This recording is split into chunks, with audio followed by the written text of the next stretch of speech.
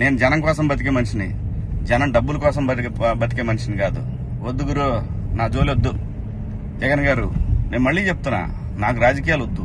నాకు కావాల్సింది, నేను అమరావతి రైతుల కోసం నిలబడ్డాను, జనం కోసం నిలబడతా. అది ఏ పార్టీ అయినా, అది మీరైనా ఇంకో పార్టీ అని ఎవరైనా సరే, ఎదురొస్తే జనానికి ఎదురొస్తే మాత్రం నేను నిలబడతా. కానీ నేను మాట్లాడుకుందా ఇంక నుంచి. నేను డైరెక్ట్ గా అడుగుతా పీఎం గారినే, ఈ దేశంలో సిబిఐ మీద నమ్మకం ఉండాలంటే, సిబిఐ మీద నమ్మకం కుదరాలంటే ఫస్ట్ కేసులను రాజకీయ నాయకులందరినీ కూడా పక్కన పెట్టి, రాజకీయాల నుంచి పక్కన పెట్టి, వాళ్ళు మంచోళ్ళ చెడ్డోళ్ళ అని తేలిన తర్వాత వాళ్ళని పాలిటిక్స్ లో ఉండే విధంగా చేయగలిగితే బాగుంటదని పీఎం గారిని కూడా అడుగుదాం అనుకున్నా. ఇక నుంచి మిమ్మల్ని రోజు అడుగుతా. ఇక నుంచి మీకు రోజు నా జోలు రావద్దు.